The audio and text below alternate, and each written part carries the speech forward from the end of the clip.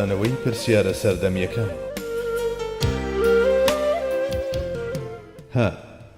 یەکێکی دیکە لەوانەی پێیان نایە نێو خانەی بەختەوەری سەردارمان درودی خوای لێبێ زەینەبی کچی جەحش بوو ڕەزای خوای لێبێ، ئافرەتێکی هەتا بڵێی ڕەسەن و ئەوەندەش ناسک و خاوەنی ناخێکی فراوان بوو.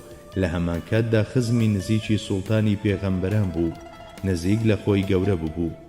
کاتێک کە سەردارمان زەینەبی بۆ زەید ڕەزای خوای لێبێ داوا کرد، خێزانەکەی کەمێک نابەدڵ بوون و مەیلی ئەوەیان هەبوو کە بیدەن بە سەردارمان درودی خوای لێبێ. بەڵام پاش ئەوەی کە پێغەمبەرمان صلی الله علیه وسلم سوور بوو لەسەر داواکردنی بۆ زەیدی کوڕی حارثە، ئەوانیش ڕازی بوون. زەید سەردەمانێک بە کۆیلە گیرا بوو، ئازادی خۆی لەدەستدا بوو. دواتر لەلایەن پێغەمبەری سەردارمانەوە درودی خوای لێبێ ئازاد کرابوو. پێغەمبەری مەزن بە سووربوونی لەسەر ئەم هاوسەرگیریە دەیویست یەکسانی لە ناو خەڵکدا دابمەزرێنێت و پایەکانی بەهێز بکات و ئەم کارە گرانەشی هەر لە خزمەکانی خۆیەوە دەست پێ دەکرد. بەڵام ئەوەندە هەبوو ئافرەتێکی فیترەت بەرزی وەک زەینەب پێنەدەچوو بتوانێت درێژە بە هاوسەرگیریەک بدا کە تەنها لەبەر گوێڕایەڵی فەرمانی پێغەمبەر پەسەندی کردبوو. ئەم هاوسەرگیریە بۆ زەیدیش جگە لە مەینەت و حەسرەت و ناڕەحەتی شتێکی دیکەی لەگەڵ خۆیدا نەهێنا بوو. لە کۆتاییدا کەوتنە سەر ئەوەی لێک جیا ببنەوە. بەڵام پێغەمبەری سەردارمان هەوڵی دەدا زەید پەشیمان بکاتەوە و بەردەوامی بە هاوسەرگیریەکە بدەن. لەم سەر و بەندەدا جوبرائیل عەلەیه السەلام بە فەرمانێکی ئاسمانیەوە هات کە ئەویش هاوسەرگیری پێغەمبەر خۆی بوو لەگەڵ زەینەبدا. ئەم تاقیکردنەوەیەی پێغەمبەری مەزن لێرەدا دووچاری بووەوە تا بڵێ قورس و گران بوو، چونکە ئەوە شتێک بوو کەس نەیدەوێرا بیکات. ڕوبەڕووبوونەوەی دابوونەری تێکی کۆمەڵایەتی وا بوو کە دەمێک ساڵ بوو ڕەجی داکوتی بوو. ئەم ڕوبەڕووبوونەوە سەختە، تەنها بە خاتری فەرمانی خوایی دەتوانرا بکرێت. بەڵێ پێغەمبەرمان درودی خوای لێبێ هاوڕێ لەگەڵ هەستی بەندایەتیەکی قوڵدا ئەم کارەی کرد کە زۆر لەسەر کەسایەتیە بێگەردەکەی قوڕس بوو. حەزرەتی عایشە دەفەرموێت ئەگەر بە گریمانەیەکی مەحاڵ پێغەمبەری خوا ڕێی پێ بدرایە بەشێک لە وەحی بشارێتەوە، ئەوە ئەو ئاەتانەی دەشاردەوە کە فەرمانی پێدەکەن هاوسەرگیری لەگەڵ زەینەبدا بکات. بەڵێ ئەم هاوسەرگیریە هێندە بۆ ذاتی ڕیسالەتپەنا زەحمەت بوو. حکمەتی ئیلاهی دەیویست مەوجودێکی مەزنوو بێگەردی وەک خاتوو زەینەبی دایکمان بباتە نێو خانەی پێغەمبەرەوە و لە ڕووی زانست و ناسینی خوای گەورەوە پێی بگەیەنێت و بیکاتە فەرمانبەرێکی ئیرشاد و تەبلیغ. هەرواش دەرچوو خاتوو زەینەب لەسەر گوزەشتەی ژیانی دواتریدا هەمیشە ڕەچاوی ئەو وردی و ناسچیەی دەکرد کە پێویست بوو لە خێزانی پێغەمبەردا هەبێت. لە سەردەمی جاهیلیەتدا مامەڵەی منداڵی خوێنی لەگەڵ ئەو منداڵانەدا دەکرا کە هەڵگیرابوونەوە و هەروەک بووکی خۆشیان لە خێزانی ئەو منداڵەیان دەڕوانی. بەڵام کاتێک خوای گەورە ویستی ئەم نەریتەی سەر بە سەردەمی جاهیلیەت لە ناو ببات، دیسان لە پێغەمبەرەوە صلی الله علیه وسلم دەستی پێکرد. ئەوەی بەدەم پێی دەڵێن کوڕم بەو قسەیە نابێتە کورتان.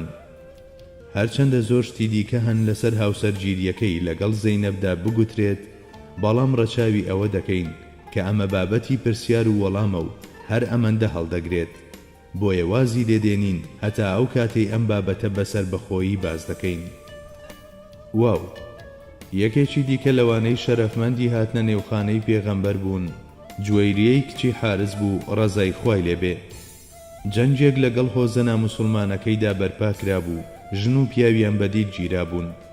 جا کاتێکە مافرەتە خانەدان و خاوەن غرورە هێندایە لای پێغەمبەری مەزن، هەستەکانی تەواو شێوا بوون و لێوان لێو بوو لە ڕق و چینە. ئالەم کاتەدا پێغەمبەری سەردارمان بە زرینجە هەرە مەزنەکەی بە ئاسانی خواردنەوەی پەرداغێک ئاو لە چاوتروکانێکدا ئەم کێشەیەی چارەسەر کرد.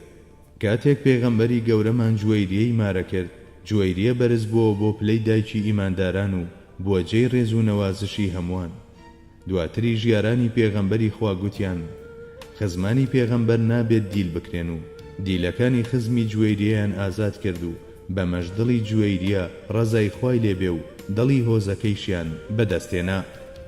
هەروەک دەبینرێت لەم کاتەدا کە تەمەنی پێغەمبەری مەزن لە دەوروبەری 60 ساڵیدا بووە، بەم هاوسەرگیریانەشی بە وێنەی چەندەها ڕووداوی دیکە چەندین کێشەی چارەسەر کردووە و لەو ڕووداوە قیامەت ئاسایانەدا ئەو نەسیمی گونجان و ئاشتی و کامەرانی هەڵکردووە. زاد یەکێکی دیکەش لەو بەختیارانەی هاتە نێوخانەی پێغەمبەرەوە سەفیەی کچی حویەی بوو ڕەزای خوای لێبێ. کچی یەکێک لە ئەمیرەکانی خەیبەر بوو. لە ڕووداوە بەناوبانگەکەی خەیبەردا باوک و برا و مێردەکەیشی کوژران و هۆزەکەشی بەدیل گیران.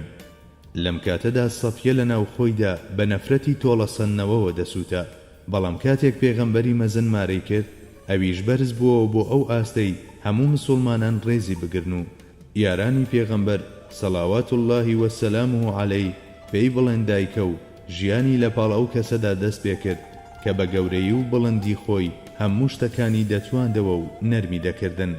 ئیدی حەزرەتی سەفیەش هەموو شتێکی بیر چووەوە و شانازی بەوەوە دەکرد کە بووەتە خێزانی پێغەمبەرمان صلی الله عەلەیه وسلم. جگە لەمە لە ڕێی سەفیەوە زۆرێک لە یەهودیەکان دەرفەتی ئەوەیان بۆ ڕەخسا لە نزیکەوە پێغەمبەری خوا ببینن و بیناسن. ئەو خوایی لە شتێکەوە هەموو شتێک دەئافرێنێت و لە هەموو کارێکیدا هەزاران دانایی هەیە بە وێنەی هەموو هاوسەرگیریەکانی دیکەی پێغەمبەری سەردار لەمەشیاندا چەندان خێر و بەرەکەتی دانابوو. جگە لەمەش پێدەچێت ئەمە لە ڕووی چوونە نێو دنیای ناوەچی دوژمنانیش وانەیەک بێت بۆ مسلمانان.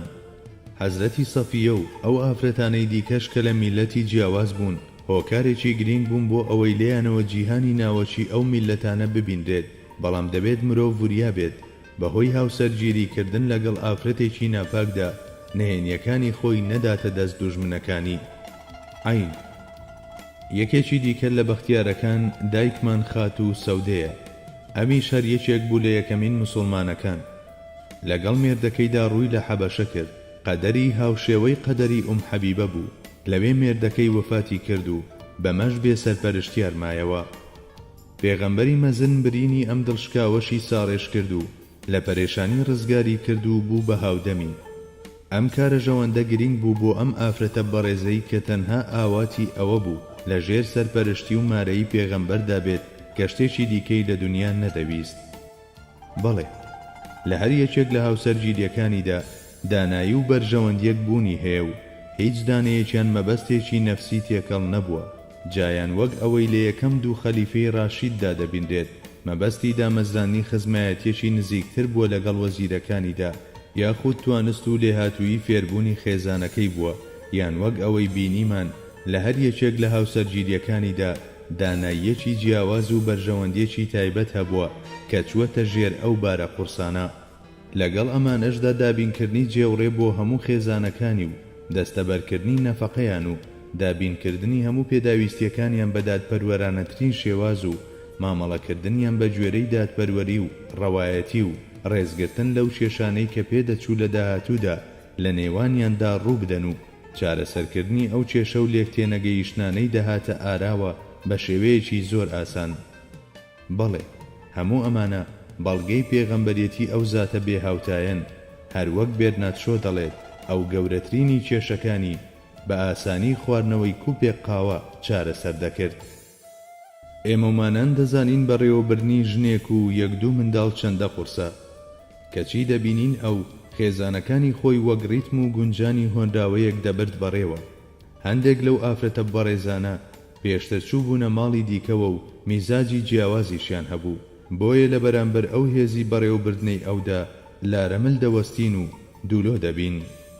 بابەتێکی دیکە دەمێنێت ئەویش ئەوەیە کە بۆچی ژمارەی هاوسەرەکانی لەو ژمارەیە زیاترە کە بۆ ئومەتەکەی دانراوە. ئەمە تەشریعێکی تایبەتە.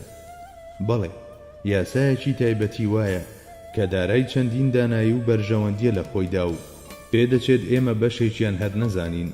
ماوەیەک مۆڵەتێکی ڕەها بەمە دراوە و پاشان سنووردار کراوە و خەدەغە کراوە. بە گوێرەی گرنگی پرسیارەکە پێویست بوو بابەتەکە درێژکەمەوە.